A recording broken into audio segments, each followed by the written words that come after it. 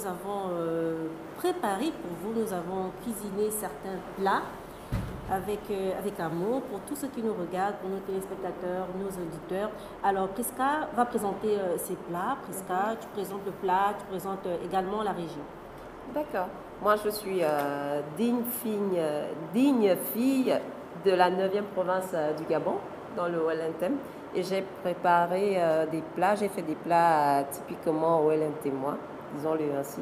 Ici, on a le paquet de poissons. C'est vrai qu'au Wellington, lorsqu'on fait le paquet de poissons, c'est le poisson d'eau douce, les silures, le poisson chat.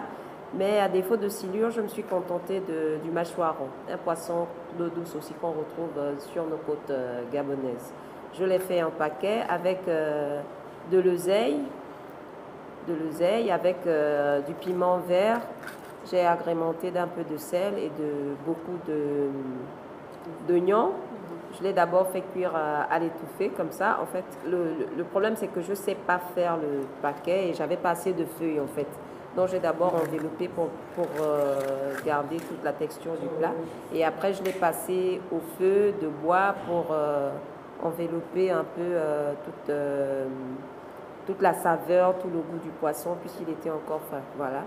Et ici, on a le plat de concombre. Voilà mon plat de mâchoiron en paquet. Voilà. Mireille salive déjà. Oui, voilà. J'adore les paquets. Et voilà, le paquet. Là, c'est la courge. J'aurais voulu la faire en paquet, le concombre. Voilà. J'aurais voulu la faire en paquet, mais je me suis rappelé que Mireille, lorsqu'on fait en paquet, c'est à un événement exceptionnel, notamment au mariage. Et ça a une très grande symbolique, signification derrière. J'ai préféré faire comme ça. En paquet, enfin, on dit namguan, mais quand on fait dans la marmite, on appelle un sangwan. Donc j'ai fait ça avec de la queue de bœuf. Ça c'est sangwan. Sangwan. Sangwan, voilà. Avec des concombres que j'ai préalablement écrasés. J'ai fait des petites boules. Voilà. C'est un plat de circonstance, c'est un plat de grande considération. Parce que déjà, vous savez, la courge, elle a des petites graines toutes petites comme ça. Oui, c'est-à-dire lorsque quelqu'un vous donne un plat de courge, la personne vous témoigne son amour parce qu'il faut voir l'effort, le labeur qu'elle a fait pour que ça puisse arriver aussi consistamment. Et là, on a le plat référentiel du Wellington, du Grand Nord. Il n'y a pas une cuisine dans le Grand Nord où on rentrerait et qu'une maman ne vous servirait pas l'umfu ou l'eau. C'est comme ça que ça s'appelle. La sauce d'arachide. C'est le plat de tous les foyers, de toutes les cuisines. On le prépare à tout moment. C'est le plat de famille. Tous les jours, la maman, elle fait toujours un plat de faux comme ça, un plat de sauce d'arachide. Et quand elle veut, elle ajoute un peu du gibier à côté. Mais c'est un plat qui ne manque dans aucune cuisine wellingtonoise. Et souvent, on le fait, comme moi je l'ai fait là, avec de la sardine fumée. J'ai ajouté des écrevisses avec de la tomate, de l'épinard, la petite épinard, les petites feuilles. Voilà, vraiment typiquement comme au village, hein, parce que nous ici en ville, on a tendance à ajouter le poulet et autres. Et là, c'est comme ça qu'on le fait au village.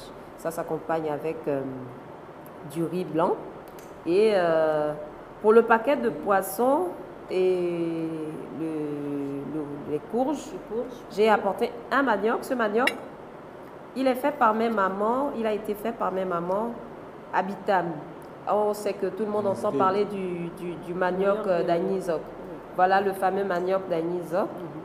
Je vais vous le découvrir. Il a maintenant acquis une grande popularité aujourd'hui qu'il y a maintenant des associations, des petits groupes comme ça où les femmes s'entraident et font ce manioc.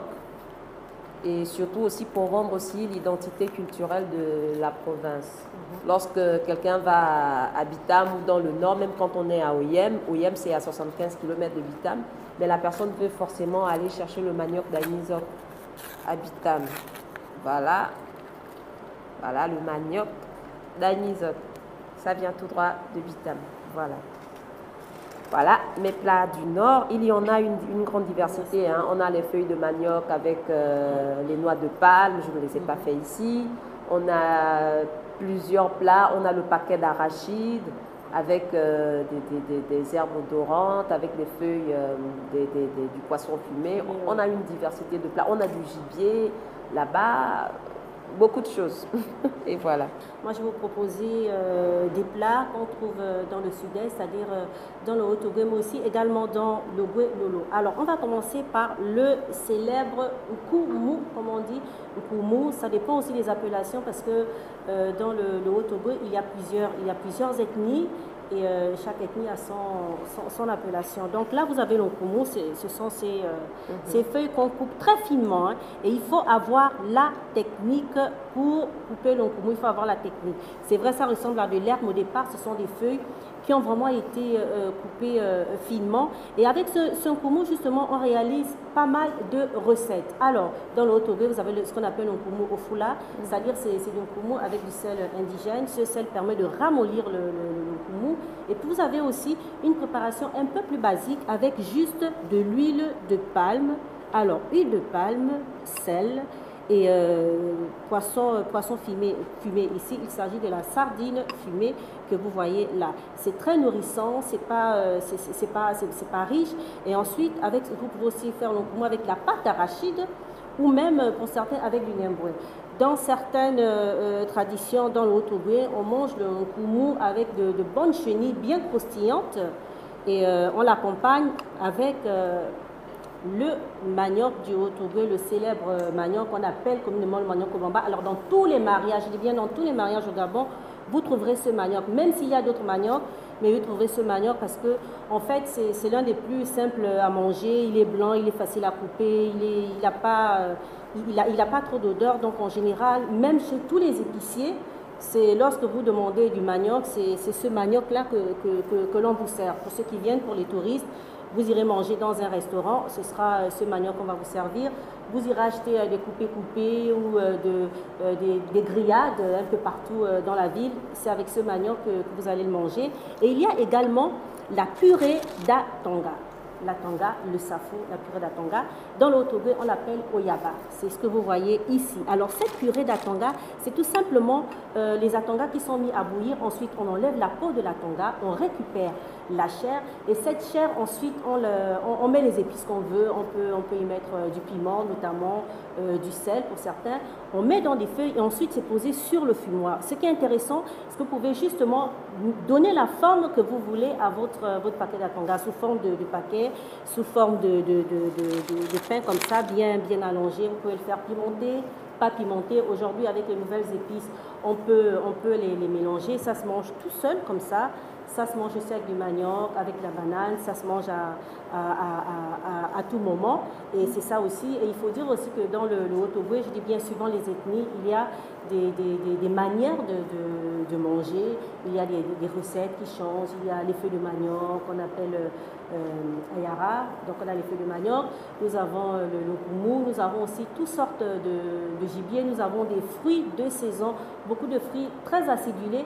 Parce que dans cette province, on mange beaucoup acidulé. Par exemple, ce qu'on appelle les légumes amers, que nous appelons le ntiani. C'est très amer et en fait, il faut être habitué. Il y a également les asperges au Cana aussi, très amères, très acides. Et la cuisine du Haut-Togo, elle n'est pas riche, c'est-à-dire elle n'est pas grasse, elle est légère. Ça sent justement la province, des plateaux batékés au département de la CB et Bricolo. Vous pouvez comme ça vraiment avoir tout un voyage culinaire chez les Obamba, chez les Teke, chez les Ndoumou, chez les Mbaouin, chez les Baoumbu, chez les Ndassa, chez les Mugomon. Il y a beaucoup d'ethnies comme ça qui justement permettent de varier les recettes, de varier la gastronomie.